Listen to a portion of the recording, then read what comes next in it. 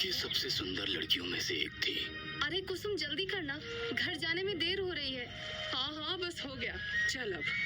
अच्छा एक बात बता, कल तू रात में कहाँ निकली थी? तूने कब देखा? मैं अपने आंगन से सब देख रही थी। तू चुपके से घर से निकली और फिर पता नहीं अंधेरे में कहाँ गायब हो गई। मैं कहीं भी गई थी, तुझे उससे क्या? तू मेरी सहेली है कोतवाल, मेरी जासूसी क्यों कर रही थी? गुस्सा तो जैसे तेरी नाक पर रहता है हमेशा, इसमें इतना बुरा मानने वाली क्या बात है? वादा कर, ये बात तू किसी को नहीं बताएगी। मैं क्यों किसी को बताने लगी? तू बेवजह गुस्सा हो रही है। सुनैना! सुनैना के पिता घर की चौखट पर खड़े उस पर चिल्लाए जा रहे थे। कुसुम बिना कुछ बोले अपने घर की तरफ चली गई। सुनैना वापस घर जाने से कतरा रही थी। कहाँ थी तू तब से? चल जल्दी अंदर चल। ओफो, तुमने कितनी पी रखी है बाबा? तो और क्या करूं? घर में जवान बेटी बैठी है मेरे सर पर बोझ बनकर। ताड़ के पेड़ की तरह लंबी हो गई है, लेकिन कोई लाज शर्म नहीं, पूरे गांव में घूमती फिरती है। अब तेरे लगन की उम्र हो गई है, थोड़ा लाज लिहाज रख। मेरे ब्याह की फिक्र मत किया कर बाबा, तू बस ये शराब पीना छोड़ दे और बाहर जाकर कुछ काम धंधा कर ले। जबान मत लड़ा लाडो, मैंने फैसला कर लिया है। कल मदन लाल के घर वाले आ रहे हैं। मदन लाल के घर वाले? लेकिन क्यों? अरे पगली, तेरी बात नक्की करने, और क्यों? क्या? बाबा, मैं उस निकम्मे जुआरी से ब्याह नहीं करूंगी, पहले ही बता देती हूँ।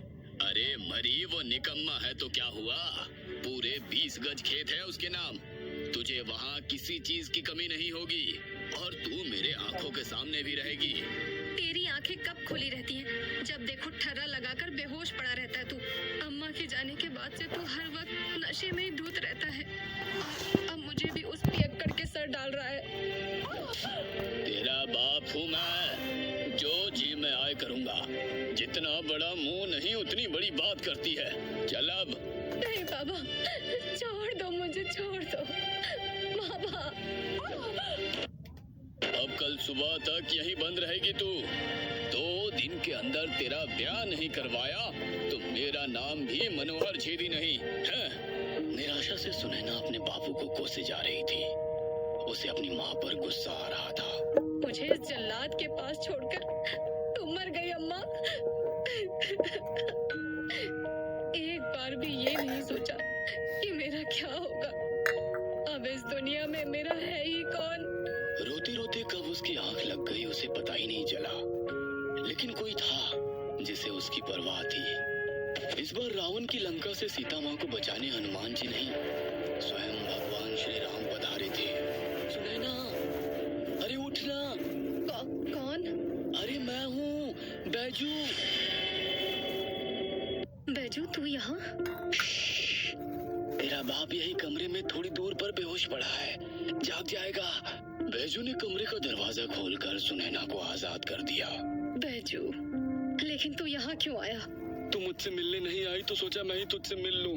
कल ही मैं शहर निकल रहा हूँ, पता नहीं फिर गांव कब वापस आऊँ। ऐसा मत बोल बैजू, तुझे पता है बाबा मेरी शादी मदन से करवाने जा रहे हैं। क्या? उस जुआरी से? तेरा बाप है या दुश्मन? तू चल मेरे साथ। कहाँ? शहर, और कहाँ? सुबह ही हम दोनों शहर की कचहरी में शादी करेंगे। सच में? कल ही हम शादी करेंगे? हाँ, जल्दी से अपना सामान बांध ले और तैयार हो जा। लेकिन बाबा को कौन देखेगा? मेरे सिवा उसको कोई नहीं है। एक बार शादी कर ले, फिर तुझे वापस गांव में ले आऊंगा बाबा से मिलाने। मेरा तो यहाँ कोई नहीं है अब, इसलिए हम शहर में ही रहेंगे। बैजू के प्यार भरे वादे ने सुनैना को एक नई उम्मीद दी थी। अब वो उसके साथ एक नई जिंदगी बसर करने वाली थी। शादी के बाद मैं तुमसे मिलने आऊंगी बाबा, लेकिन अभी मुझे माफ कर देना। क्या देख रही है? चल। सबकी नजरों से दूर सुनैना घर से भाग गई। बैजू उसे शहर के एक लाउंज में लेकर आया था। ये कौन सी जगह है? होटल है, आज रात हम यहीं रहेंगे। कल सुबह होते ही मैं तुझे कचहरी ले जाऊंगा। लाउंज का मालिक उन दोनों की तरफ ही देखे जा रहा था। तू यहीं रुक, मैं कमरे की चाबी लेकर आता हूँ। ठीक है, जल्दी आना। क्या बात है सर जी, आज दूसरे माल के साथ? कौन है ये पटाखा? चुप कर, धीरे बोल वरना वो सुन लेगी। अरे आप बेफिक्र होकर जाइए, मैं कुछ देर बाद आपकी स्पेशल चाय भिजवाता हूँ। क्यों, ठीक है ना? हाँ ठीक है। लेकिन ये माल कहाँ जा रहा है सर जी? कलकत्ता या मुंबई? ये स्पेशल डिलीवरी है, बाद में बताऊंगा।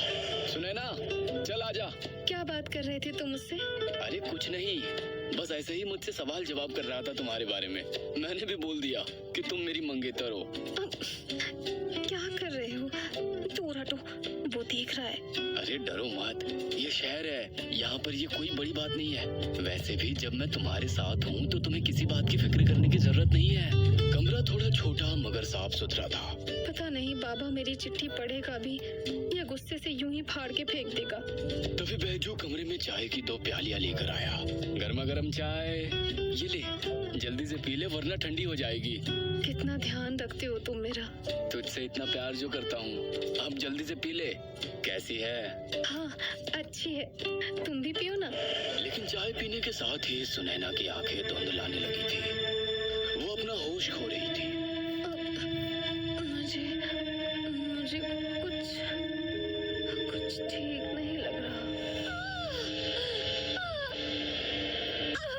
राणा जी प्रणाम। लड़की कहाँ है बैजू? लड़की तैयार है, आप रकम तो दीजिए। राणा ने उसे ऐसे गुस्से में घूरा जैसे कि उसे कच्चा ही चबा जाएगा। साले, तू राणा जी से ऐसे बात करेगा? लोग उनके ईमानदारी की मिसाल देते हैं गांव में। माफ कीजिए साहब। आइए, मैं आपको उसके पास ले जाता हूँ।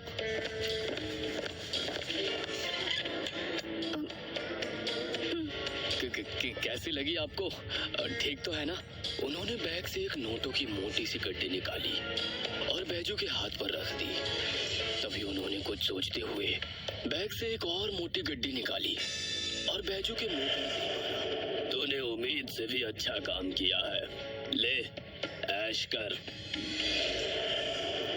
बहुत मेहरबानी राणा जी, अब ये आपकी अमानत है, मैं चलता हूँ। जाने से पहले बैजू ने एक आखिरी बार सुनैना को देखा। शादी मुबारक हो सुनैना। सुनैना राणा खानदान की बड़ी बहू बनने चली थी। सब तैयारियां ठीक से तो हो गई है ना पवन? हाँ माँ, आप एकदम निश्चिंत रहिए। तुम्हारे बाबूजी अब तक क्यों नहीं आए? आते ही होंगे माँ, अब आप भी तैयार हो जाइए, मेहमान आने वाले हैं। मैं और राधिका बाकी सब संभाल लेंगे। अभी यकीन नहीं होता कि मेरे चंदन की शादी होने जा रही है। माँ, आज खुशी के दिन, ये आंसू मत बहाइए। हाँ सही कह रहे हो तुम, आज मैं बहुत खुश हूँ। तुम्हारे बड़े भाई की शादी आज संपन्न हो जाएगी। अरे जमुना, ये सब छोड़ जाकर देख चंदन तैयार हुआ कि नहीं। माँ जी। माँ, आप ही जाकर भैया को तैयार कर दीजिए ना। आप तो जानती हैं वो किसी और की कहाँ सुनते हैं। अरे अब एक बार उसकी दुल्हन आ गई तो फिर उसी की सुनेगा, अपनी माँ को तो भूल ही जाएगा।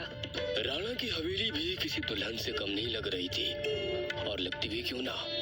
आज हवेली के बड़े बेटे की शादी जो थी, राणा जी ठाठ से अपनी होने वाली बहू को घर ले आए।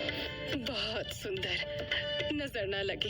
बेहोशी की हालत में ही उसने 7 फेरे संपन्न किए थे। अब वो अटूट बंधन में बंध चुकी थी। उसकी मांग का सिंदूर इस बात का गवाह था। विवाह संपन्न हुआ, आज से आप दोनों पति पत्नी हैं। बस बहू, अब इस हवेली और चंदन की सारी जिम्मेदारी तुम्हारी है। हमें निराश मत करना, वरना अच्छा नहीं होगा। हाँ कह देती हूँ। ऊपर बालकनी पर खड़ा वो साया नई दुल्हन को ताके जा रहा था। क्या सुनैना को उसकी नजर लगने वाली थी? कहानी जारी रहेगी।